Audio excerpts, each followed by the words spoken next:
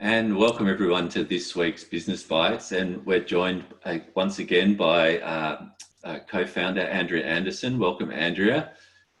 And an incredibly talented expert panel today with Nikki and Sheldon. Welcome, Nikki. Hello. Nikki, if you could just introduce yourself, please, and tell us a little bit about your business. Sure. So I am Nikki Ritchie. I own Subbies Construction Solutions with my husband, Matt Ritchie. Essentially what we do is we help trade business owners thrive in business in all areas. So we take care of them from start to finish, whether they're just starting a business or if they've been in it and kind of not getting anywhere, we help with that as well. So yeah. Okay, fantastic. And how long have you been in this business? We've been in the construction industry for about 15 years now. We have been helping tradies in business for about 3. Okay, and what was the genesis or the thinking behind going and creating this style of business? So we found that, or I've been in business for a long time. I've been an entrepreneur since I left school, but my husband was a tradie subcontractor turned into contractor builder, and he didn't quite have the business acumen that I had. So we essentially went through a lot of hard times with him. There were things that worked really well in our business together, and then there were things that didn't work well. And it was a lot of ego. There's a lot of mindset that is different from a conventional entrepreneur, that's more business minded. Tradie's more technician minded. So for him, he had a huge learning curve, but his ego got in the way of being able to learn properly. So it got to the point where he just wasn't listening to me anymore. Couldn't get he just wasn't growing. It got really bad for a while. He was working 20 hours on a day on site. Sometimes he'd sleep on site to be able to, because he just didn't have time to come home and physically go back to work the next day. So he just stay there, and he ended up in, bogged down, and depression set in and these sorts of things. And what we found is this isn't just him. This is every tradie's problem. And tradie wives, we all have the same problems as well. So what had happened is I had moved him out of the country and said, you need to figure out how to work on your business instead of in it. And he had to figure it out from the next day. He's like, oh, I have work the next day. Like, I have to be on site. I said, no, you don't. You need to be the owner, and you need to let your teams do the jobs that they know how to do best. And so that's what he figured out. He learned how to do it. Everything changed from that day on. And he really just doesn't want any other tradie to go through the same thing. So that's, ultimately why we do what we do, is to save other tradies from making the same mistakes that, he has made or that we've made as a couple. Because at the end of the day, the skills are there. They're really good at what they do. They just need the business acumen and the accountability to actually make a proper business out of it. Yeah, that's incredibly good advice already for the listeners out there. Thank you, Nikki. So obviously, this business is brought out from your own situation and your frustration and the learnings that went along with it. At what stage did you realize you had a problem? Look, we had an extremely busy business. My husband is amazing at closing deals. He's amazing with customers. He's amazing at all that stuff. So we were really, really busy. But we started noticing there was a problem when he just couldn't scale. He had to be the person that did everything, right? So we had teams, but he would supersede those teams. He'd go and do the work. So it just got to a point where I could just see it in him. His quality of work went down in the respect of, like, he was just really tired. He just didn't care to, put in the effort that he used to put in. He was, customer service went down because he was frustrated. You start blaming other outside things for your problems when you are so caught up in things, right? So for him, I started noticing it easily, because depression sets in really quickly. When you start getting bogged down, that passion goes really fast. So for us, it happened at a time when we were extremely busy. We were doing really well. And in fact, we actually, where our business was, hit an economic downturn. And that business was thriving because we just had set it up so well for diversification and for adaptability, that we weren't slowing down. But it was him that had to slow down, because he wasn't ready to accept that he couldn't be the business owner and the technician at the same time. So that's, ultimately when it all started for us. It's one of the biggest challenges, especially when someone started their business, isn't it? That they're great at what they do, but then to go to the next level, they have to let go of some of the great things that they do and trust in other people to bring that team in through. So was that kind of the biggest challenge that he was facing? Yeah, absolutely. It was letting go of control and understanding that everyone else was skilled. And in his defense, where we were, there is no licensing. So not every tradie is, skilled like they are here and that sort of thing. But so that was a challenge in itself. But a lot of times it's just the mindset. It's the belief that I can do it better than anybody else. I need to be the person to do that. And the second that they let go of control and attract the team members that they need to be like them, everything changes for them. It's a completely different ball game when you actually become the manager of your teams or the overseer of your business, compared to working in it. You just see things that you get that outside perspective that you don't get when you're physically working on the tools. And so with this new business, based on the experience that you've gained going through that yourselves and sort of working out how to I guess leverage his time and have him working, as you say, on the business rather than in the business. When these tradies or construction people or couples or businesses come to you, are they stuck? Like, do you find like people come to you in a stuck stage, or what's the sort of people that you guys are attracting to help solve We this? get a range. So our ideal client is really somebody that has gone out on their own. They're getting good success. They've got lots of work, but they're kind of they're struggling to move forward, but really want to learn. They understand that they're not like that. They don't know everything. So there's a generation gap there, especially here in Australia, where the older guys don't really want to learn new things, right? They think they know it all. So they just keep spinning their wheels, getting not very far, right? So for us, it's really the newbies, the ones that are keen to get going, really want to have their their space in the industry. They're great to work with because they take on board what we advise them to do, that sort of thing. They're keen to learn, so that's always really great. But we do get other people that are really struggling, where it's a do or die. Like I have to leave the industry if I can't get this sorted, right? So that's it's harder to deal with those ones because it really is a mindset thing. So there's a lot of work that has to be done. So if you've got a couple of months before you're leaving the industry, it doesn't leave us much time to help with that mindset to make sure that you're ready to grow, because it can happen fast and you can be very successful from the ground up. It's just a matter of where your mindset's at and whether or not you're willing to take on what people are telling you to do.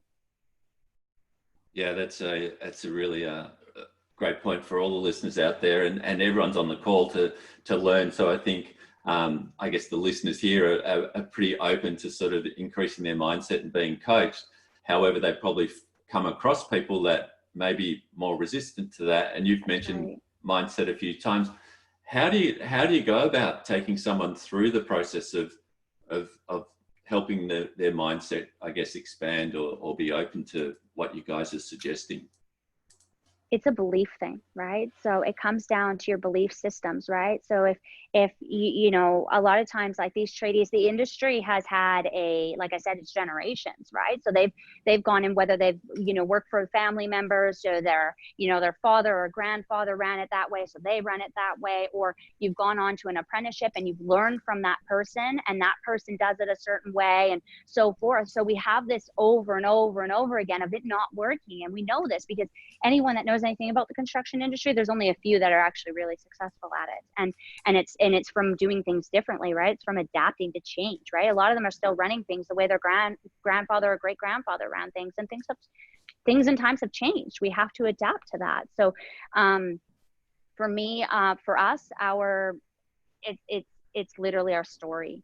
I've been there, I've done it. I'm a tradie wife. I've worked till 4 a.m, scraping up K3 boards. I've done it all. I've done it next to my husband. He's done it, and for him, specifically speaking to the tradies, or other tradies, he resonates. He knows exactly what they feel. He knows exactly what they're going through.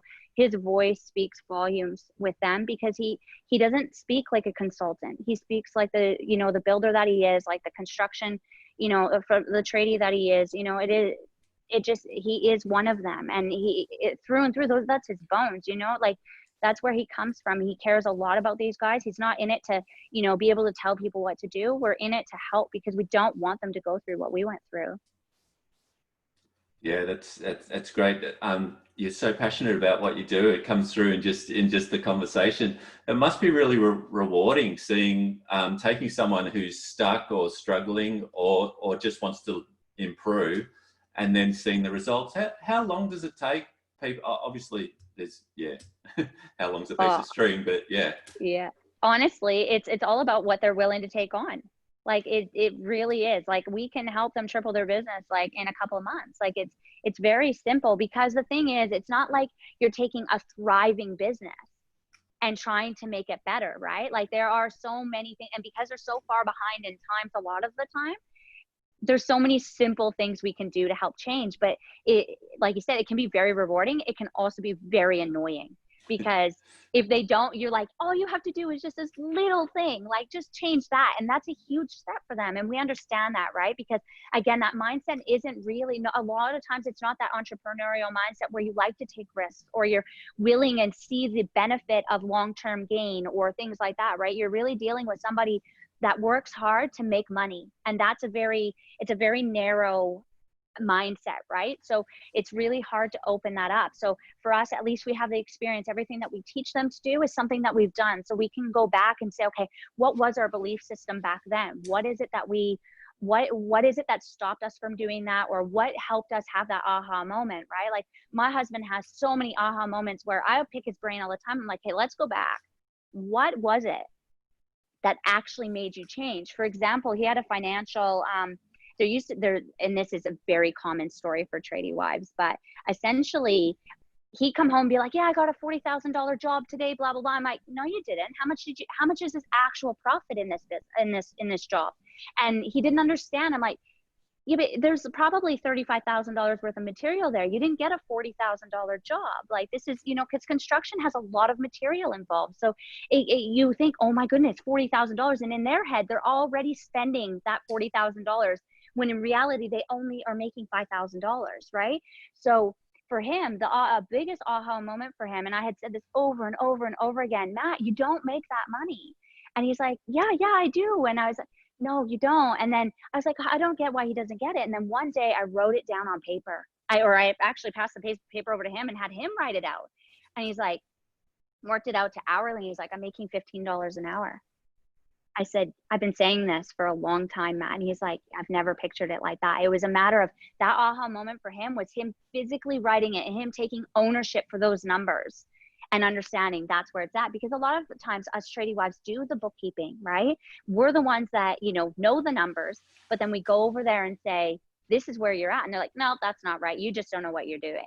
And that's, so for them to take ownership of those different roles in their business, it makes it holds them accountable to what the numbers actually are, or, what's actually going on in the business.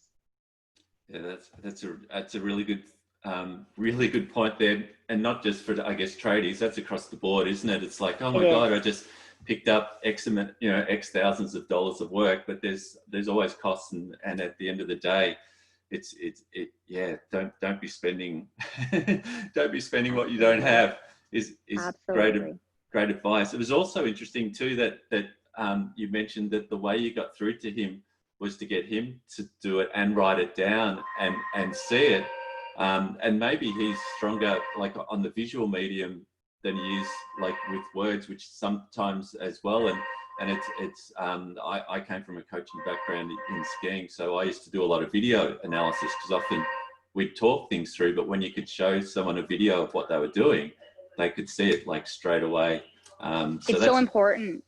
Absolutely. I remember, like, for me, because I didn't come from that, right? Like as an entrepreneur, I was just very self-motivated. I didn't need that kind of guidance like that where, like I could look at something long-term and think, Nikki, come on, like grasp this, right? But for like when I started learning that, it goes into a huge thing, especially because you'll find a lot of construction companies are husband and wife teams, right? So you're not just talking about a business partner anymore. You're Mhm. talking about your life partner, right? So for us, we've done a lot of marriage work. We have 2 kids, so we do a lot of family work. But like communication is so important with your business partner. But when that business partner now goes home with you, you've now got marriage problems and family problems and all these things. So it's a big thing. Like, and it is a lot of education on all parts. Like you constantly have to be learning. So that's, ultimately we're on a never ending journey of learning how to deal with everything that comes our way all the time. And I think it's really important that everyone does that. And it's not, I always find it funny, they're like, oh, I don't need marriage counseling, or I don't need this. Counseling isn't for people that have problems. Counseling is to help give you the tools that you need to be amazing at what you do, just like coaching, right? So I think that's, ultimately the biggest learning curve for people is learning that asking for help is going to help you get to where you want to go faster than any other form of, anything else that you can do. Yeah, once again, we're getting some fantastic, some fantastic advice for the listeners out there. And you mentioned coaching. So, like, with your entrepreneurial background, and obviously in the tradie space that you are, have you found that you've worked with other couples? Because it sounds like you've got not just like a tradie expertise, but you guys could be like really effective for husband and wife, or people that are partners who are working and also in business together. Have you found that you've attracted those kind of clients as well, or is it predominantly tradie that you market to? Look, we target, we market to tradie wives and tradies, but we haven't gone outside of that. I just know I have a lot of entrepreneurial friends. So, a lot of times it's, just my network that gets that, advice, or that, that kind of feedback from me and things like that. But I haven't physically gone into that space, because it's funny because as the person that knows the knowledge, you think that you don't know enough. So I tell what I know, I share what I know, but I don't ever think, oh, I know, enough to tell anyone else what to do. Yeah. It was just while you were saying there, I'm thinking, gosh, you're in the perfect space because you guys have lived it and breathed it. But I was thinking, you probably, and the listeners can chime in on chat as well. But I was thinking there's a lot of tick boxes there for anyone that has been in a situation where, that the business may not be necessarily construction, but they're still going to face the same challenges because they're still going to work together and still coming home, and you've got to manage like a whole lot of stuff. Absolutely. And so what, can you run through, so you've done a fantastic job so far in terms of explaining where you're at and how you help people. Do you have some examples of some things where people have been stuck that you've helped them through, or some things that you guys have learned along the way that you could share with the listeners? Yeah, absolutely. I don't want to get too personal in other people's stuff, so give me a minute here. Basically, a lot of times when people come to us, they think that they have a problem, right? They think they know what that problem is, and they come to us. Let's say marketing. I know Andrea would know this very well. So people come to you, think they need more leads, right? And they probably do. They probably need more work. But at the end of the day, there's no point in getting more work if you can't manage the work, or you don't make any money doing the work. So for us, they come to us thinking they want that marketing, and we're okay with that. But by the time we're done our conversation, we realize, okay, well, you actually have lots of work, but you don't make any money doing what you're doing. Or if I got you all the leads that you want, how would you manage those leads? Do you have a back end system that's going to make sure that you convert those leads? And on the other side of that, if you now have 15 jobs going, how is your team going to manage that? Like, do you actually have, the resource to get that work done at the best quality that you currently offer with what's currently going on? Because a lot of business owners, it's all about the obtaining the money part, right? But we forget about, what about the systems and procedures that make sure that all of the quality is the same all the time? How do we obtain that work? If the phone is ringing off the hook, can I answer all these calls and be the technician on site at the same time, right? And if not, do I have a system to teach someone else how to do it properly, right? Because we always hire people when they're ready to, or when they're busy. Oh my God, I need someone to help me. But if you hire somebody at that point in time, you can't train that person to actually duplicate you. So that's an issue, because now all you've done is pissed off all your customers and hurt your reputation. So you might as well do the work in the front end and get it all ready and set up and know where you're going. Have that plan in place so that when you do start that marketing, you're ready to take on whatever comes your way. And you're just going to have those little bumps to handle while you are maintaining and making sure those customers are happy. Yeah, fantastic, Nikki. Thank you so much for your advice and expertise. If the listeners are out there and they're thinking, wow, we need some help, or they'd like to get in contact with you, what's the best way to connect with you guys? So they can reach us on Facebook, just /subbies, facebook.com/subbies, or www.subbeez.com.au. So that's www.subbies.com.au. That's great.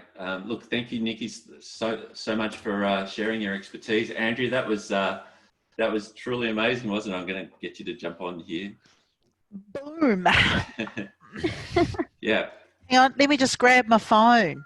Like, boom. That was, wow, that was out of the gate.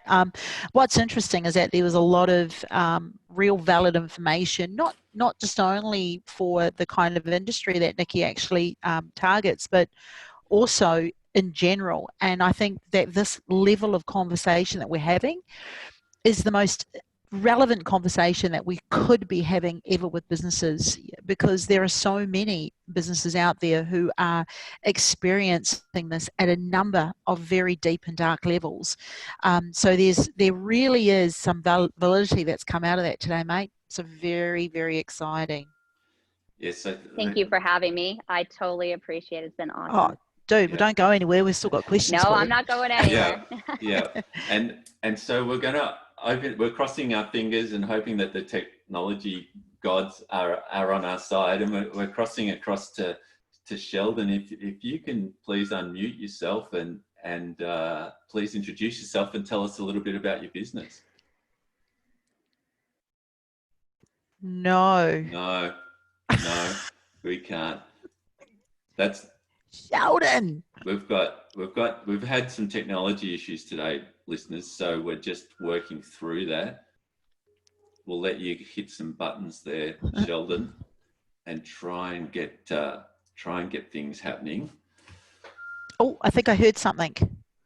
While Sheldon's working on stuff, I've got a follow-up question for Nikki.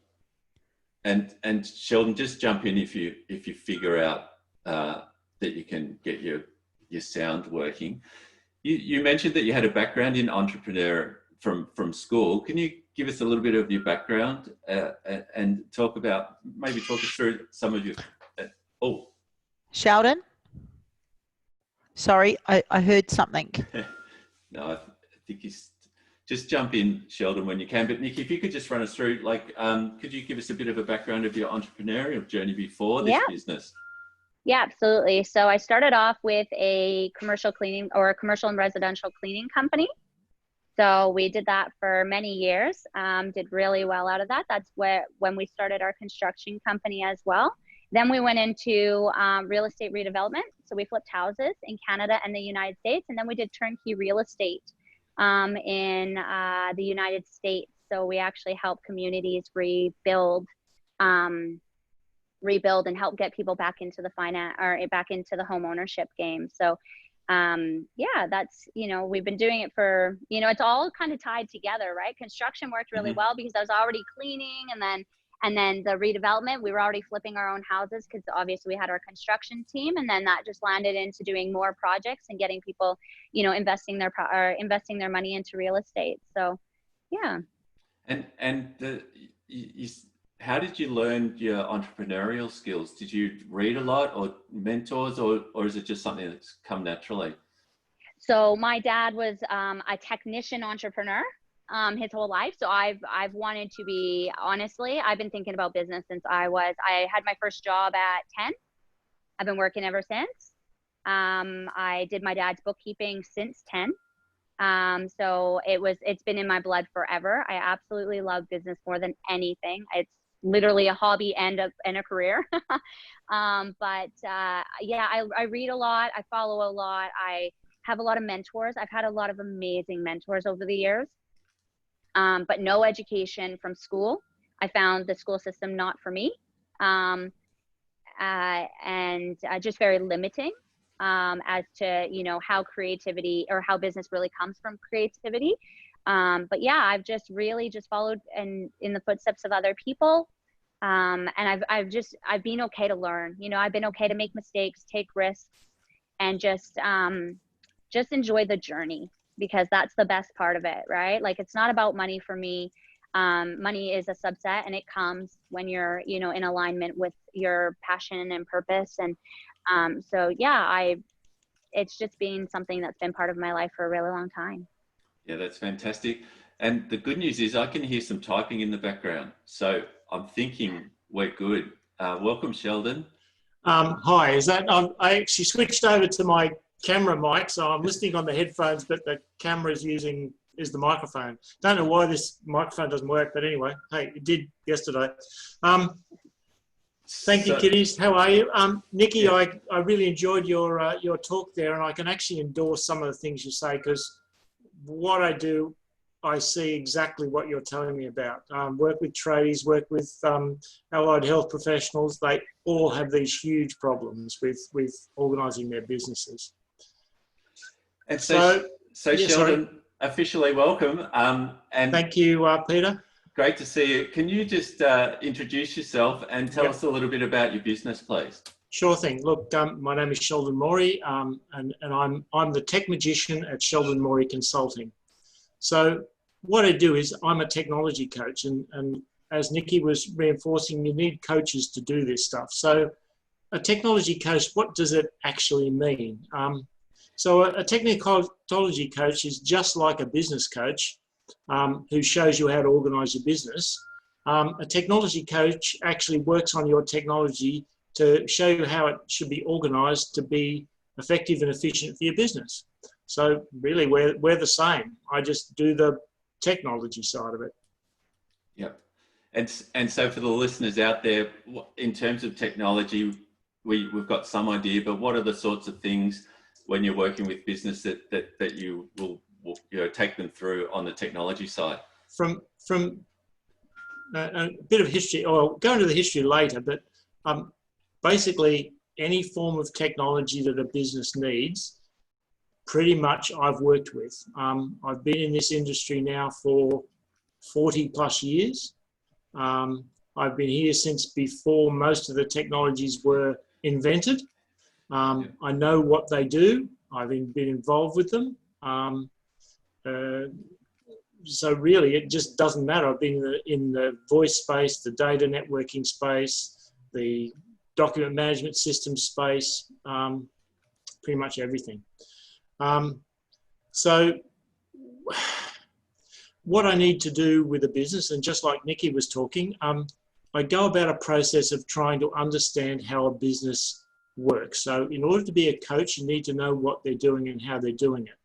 So the first process, the step is assessing what's in place. What do you have? What are you doing? And what do you have? What are you doing it with? The next thing is to align that process with what you're doing. So understanding how the business works. And I usually do that through a business model process. And then the next thing is to apply the best technology to the organization to make it work. And I have my own process then, which is a technology map. So I actually map the business processes and the business organization onto a technology platform. And then we decide what you're going to do. So the one thing you won't see me doing is I won't tell you how to do a marketing campaign. I won't tell you how to develop a brand. I won't tell you to get a new website. I won't tell you to buy new software unless you need it. I won't tell you to change accounting systems. I won't tell you to get a CRM. I won't tell you to do any of that stuff. I'll find out what you need, and then I'll develop a prescription for you. Right. And so if we let's take have you got an example of someone that you've been working with, or like who was like technology not savvy, and you took them through? Yeah. It's often not technology savvy. It's a lot of the things. So I got here I established Sheldon Morey Consulting in 2016, but prior to that, I'd spent 12 years as an IT service operator. So I ran an IT services business. And so in about 2014, I went, hey, I've been working on this thing called the Business Advantage Program. And basically it's a 3-phrase program. But so often businesses, it's not that they don't know what they want to do, is that they don't know what they don't know. So the example of a lady I'm working with at the moment, and we've taken her business from focused on one area with a series of disjointed applications with 3 or 4 staff members she was all trying to organise and manage. She's now refocusing her business in a different marketplace, which has got much more potential for her, but none of the systems she had would have been able to work for her. So we've really just come up with a complete change of what she does. New CRM, new messaging system, new billing system, the whole bit. So go from what you've got now, re-engineer it into what you need for the future. And so coming out of this, the current shutdown processes, she's going to be in a fantastic position to go forward. Yeah, that's really good advice. So there's quite a lot. Getting a sense there's quite a lot of work that you do in terms of understanding the business process, then mapping the technology, and then looking at what best practice after that, and then making recommendations. In terms of being a technology coach, at what point do you then step back and let them sort, like, how does that work? Because I'm sure they're going to be ringing you all the time going, how do I get my email again? How does that work? The answer is that I after I stepped out of my IT business, I decided that I wasn't going to get called at 4 o'clock in the morning to actually fix somebody's email system or website or domain or whatever. That was for somebody else that was more in tune with that. But really, the process is the first process is pretty simple. There's a technology health assessment, which is quite simple. It take you about 45 minutes, takes me an hour or so to analyse the results and give you a report. It says that's where you are. Now, the next step is to say, well, where do you want to be? And that's when the process of saying, well, okay, we just need to do this alignment process and come up with what it is you have in place. And those of you who may be aware of a thing called the Business Model Canvas, which is a 9-element business analysis tool that basically lays out how your business works. So you can put it up on the wall and visually see and explain to your clients and your team how your business works, because it's becoming more and more important now with the, I guess, the loss of connection between the management and the team members, is to actually have all the team members being on board, knowing what the business is trying to achieve. So that's the first step. The second part of that process is the alignment process, which is a bit more technical, and it's a process that I've developed myself over, since about 2014, working with IT service providers that basically try and help managed services companies do better for their clients. And that's why I started this whole process, was I recognised that as an IT service provider, we actually weren't doing a good job for our clients. We were selling them what we could manage, what we could make money on, and whether they needed it or not, or whether it was the right solution for them, kind of didn't matter. It was just looking after yourselves. So that's the alignment process. Now that takes about 4 to 6 weeks. So it's not a long process and can be quite effective if you develop, input the time to it. It's really not a lot of effort, just making it work. So like with Nikki's stuff, they need to actually be on board with the process. They need to recognise that there's stuff they think they know, but they really don't. Yeah.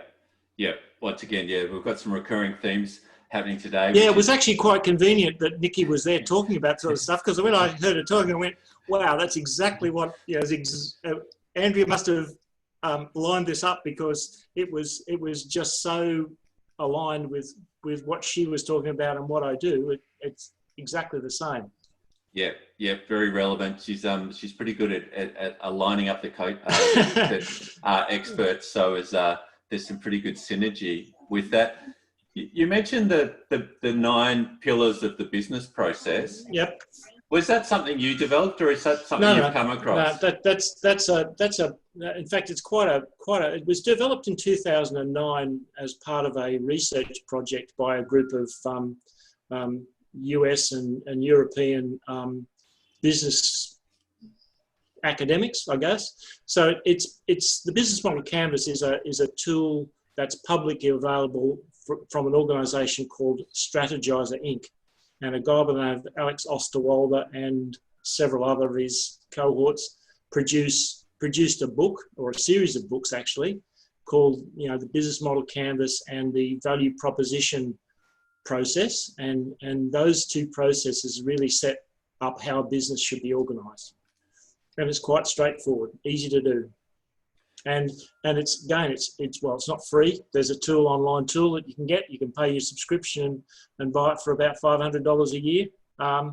Or you can get someone like me to come along and help you do it. And it's probably easier to get someone like me to come along and help you do it because I've done it for so long and know how it works, been researching it, and the results are much more effective. And in just going through that initial process, do you find that the clients sit there and go, I didn't realize I didn't see it like this, or is there lots of aha moments in that process just from that starting point? The answer is yes, and a lot of it is the visualize, because I'm quite a visual person, and most business owners tend to be visual. If you can actually, and it's just simple, like put a chart on the wall and whack sticky notes on it. It's really that level of processing. And the answer is yes. They go, oh, okay, that's the way it works. I worked with an electrical contracting company who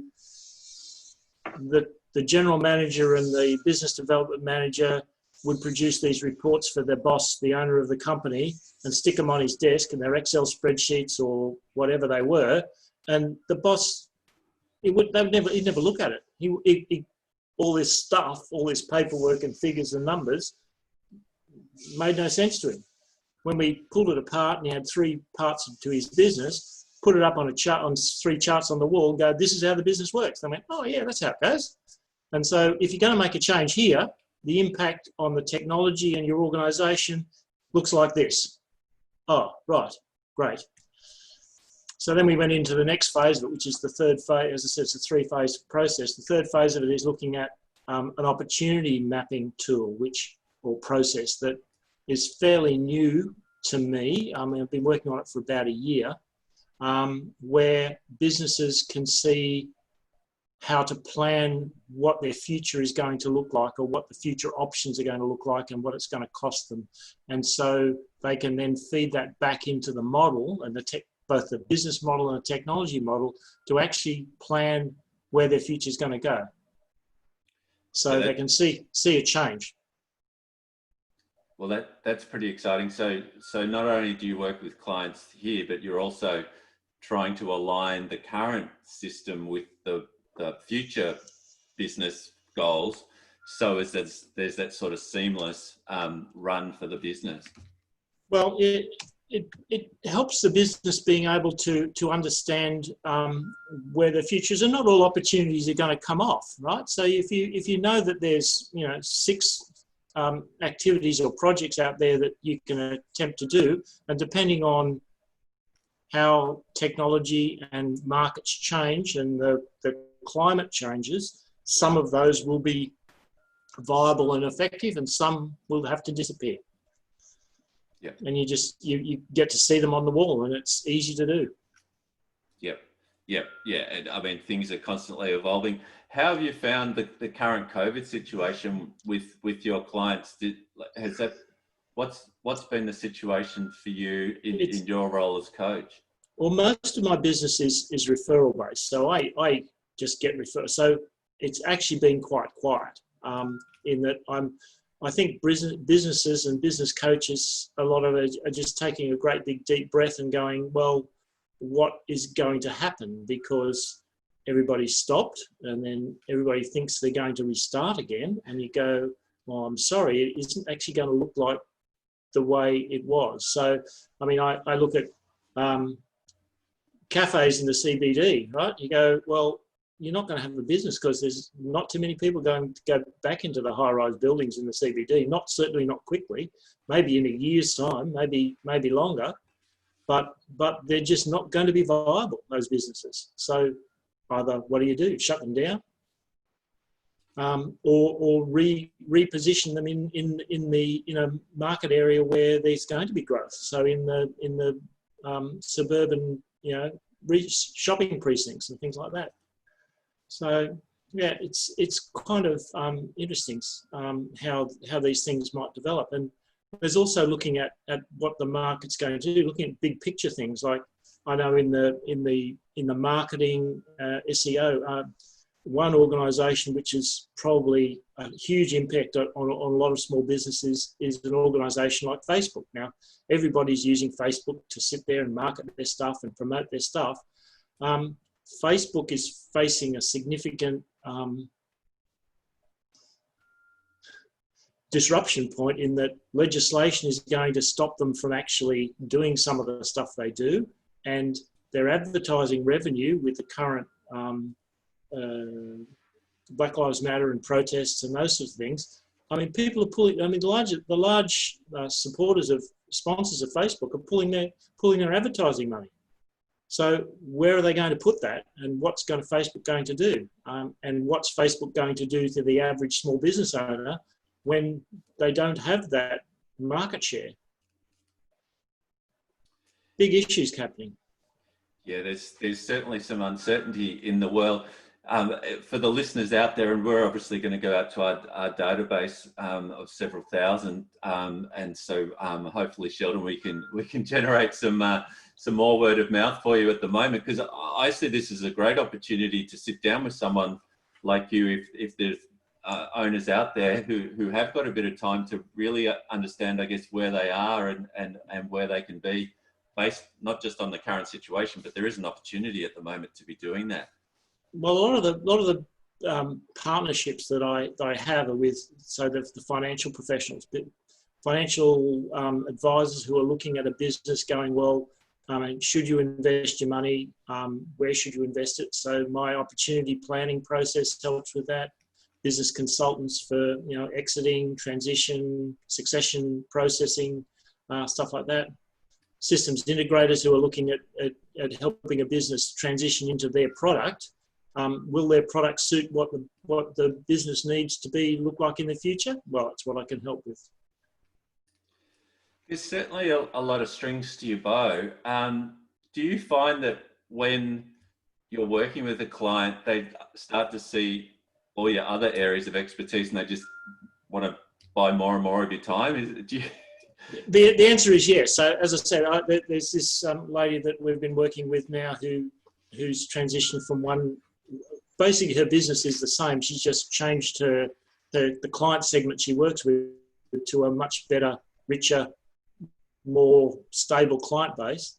And so, we go to things that I've known about. I mean, I guess in the technology space for years. She does a lot of her communication using SMS messages. Now, we all know that we get SMS messages from our, allied health people when you've got a booking or appointment or whatever. They remind you that, turn up on Thursday at 3 o'clock and get this stuff done. The way this process works is this is a booking process where it's a two-way communication. But if you want to bring that into a CRM system, you've got to have a way of the CRM actually communicating that messages in and out. Now, the simple process is to use an SMS gateway, a two-way SMS gateway. But I know about those things because I've been working with them for probably 20 years. But this person goes, oh, can I do that? I went, yep, we just do that. Ran a test for her, everything works. And now she can have a two-way communication with the point of contact and have it all tracked and auditable, and quality of the service quality goes up, the whole process. Yeah, I get a sense that you just across everything, and you made a point earlier. It's the things you don't know that you don't know, that, like that, where it's what in terms of like the business owners that are out there. Are there some things that you sort of consistently see that need to be worked on, or are there some sort of top things that come to mind that we should be aware of as business owners? I often see the really small things in a business. Now, example, I go to a chiropractor, and I've been going to that practice now for a few years, and they do a great job, and it's but I sit down and watch. Now, I'm a technically competent person, right? So I like to get my bookings, my year's bookings in advance. So I do a 4 weekly, appointment booking. Send me a booking schedule for the next year. It'll go into my calendar, and that's all I need to do. Yet I walked into the practice just last Wednesday, and there's the lady printing out little, I guess, teeny weeny little schedules and heat shrinking them onto little cards to hand them out to people, saying, there's your next 12 months appointments. I'm going, it's nuts, right? There's all that time and effort and printing and money going to that process. It might only be a day's work, but that's a whole day every 6 months that she does that. The other thing is that they can't send me they can't even email me a list of my appointments. The way the process works is she has to look up all my appointments, print them off, scan them into a PDF and mail them to me. I'm going, it's 15 minutes work every time I want a list of my appointments. And how many other people want that? I mean, it could be hundreds of people a week. Anyway, it's just those sorts of things. You just watch it go by and you go, surely they can do something better. I mean, in Nikki's area, building people, the very act of managing those back-end processes is just horrendous, and builders, tradies don't realise what they need. Shelda, I'm going to just ask a question here, because this is damn exciting stuff you're sharing.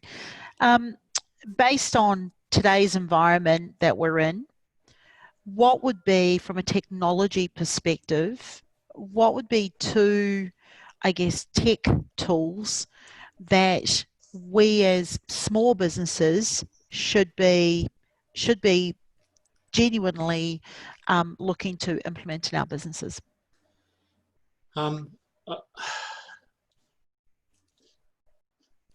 Customer service type processes are a particular issue for businesses. So all of us see these little, when we go to a website, we see these little chatbots pop up in the bottom, and they're fairly dumb processes that really don't help you a lot, just simply take you to a, filter the people that are just kicking the tires out and just getting you to somewhere reasonable.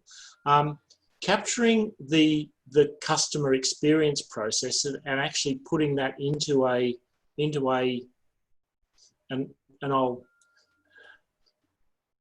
the qualification is an artificial intelligence type process, and I object to the term AI because it's not really artificial in any way at all. Someone actually has to sit there and program the bloody stuff. So it's programmed intelligence as opposed to artificial intelligence. But capturing that customer process, capturing the interaction, capturing the service desk processes, small businesses don't do that very well. In fact, they don't probably do it at all.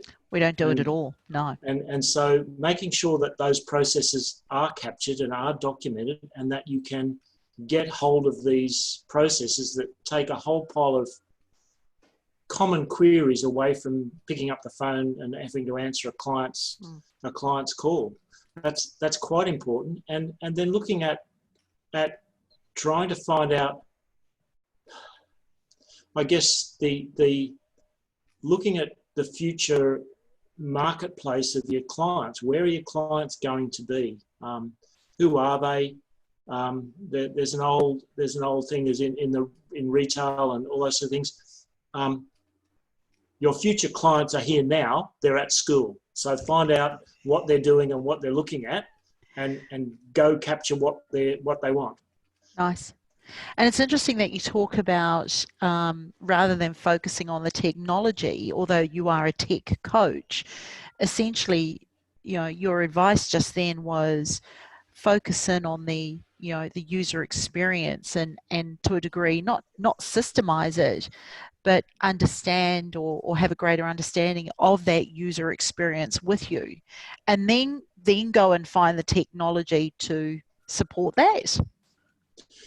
Yeah, because a lot of, and that's again this business of knowing what you don't know.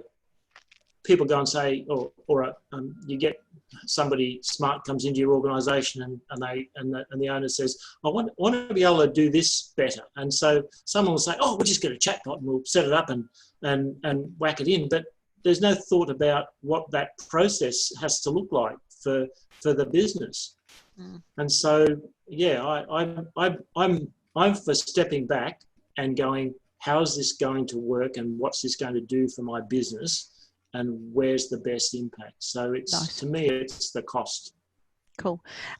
Peter, Anton's put a question through on the chat box, and this is actually for Sheldon, and that is, at what point in the business journey does the business need to look at really speaking to someone like you?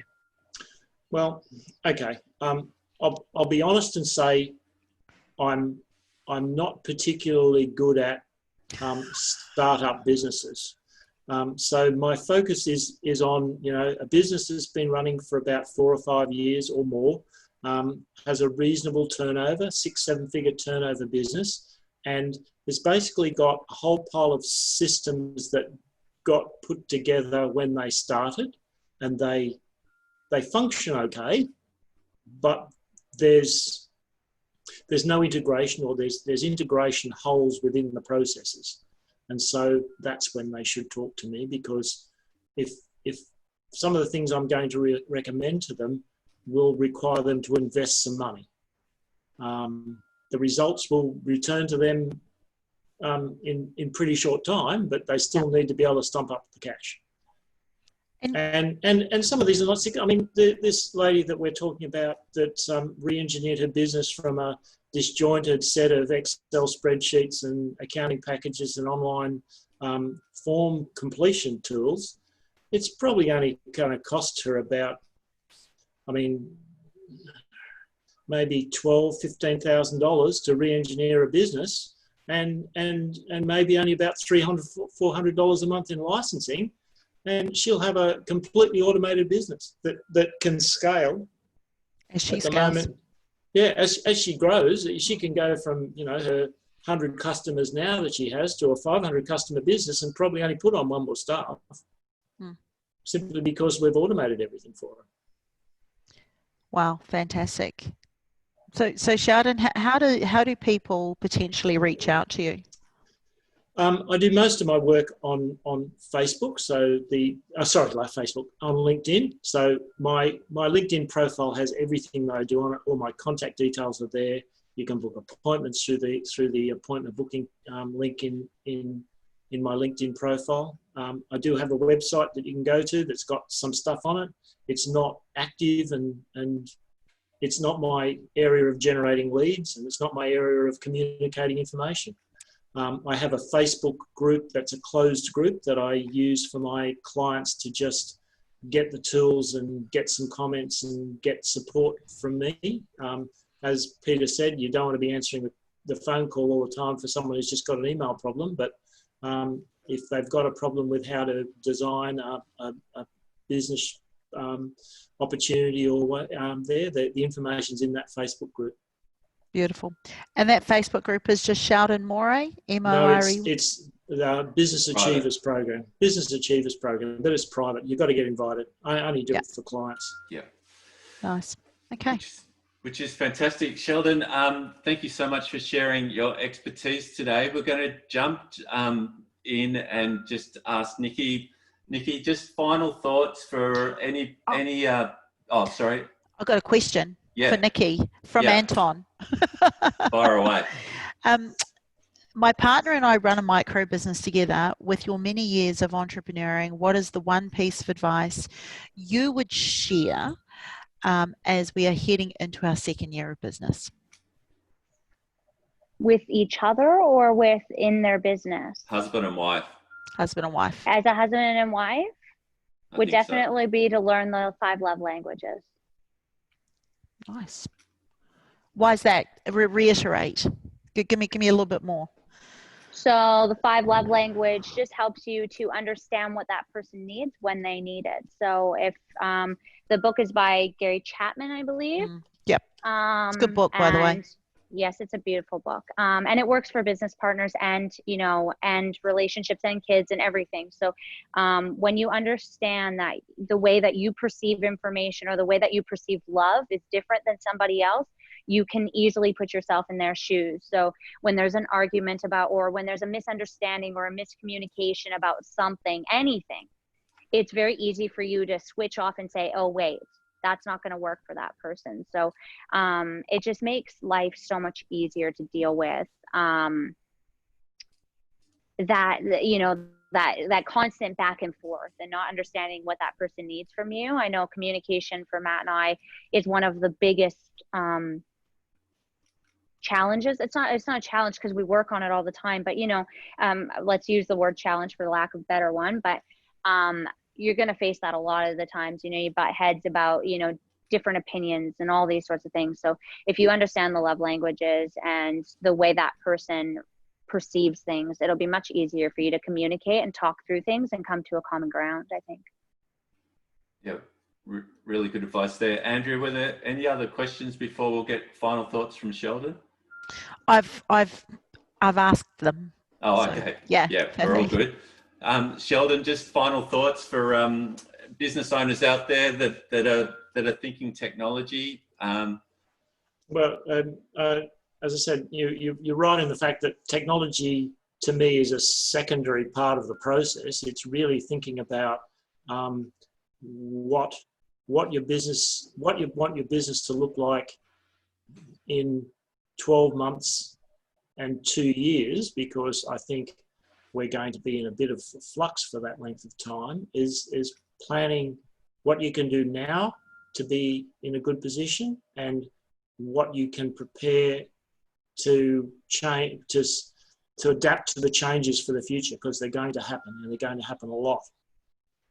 Yeah, there's some excellent advice there. Well, Andrea, once again, another amazing show. Thank you so much, Nikki and Sheldon, for sharing your expertise. Everyone was nodding on the call that I could see on video. So thank you so much to everyone there. Andrea, final thoughts? Oh, boom.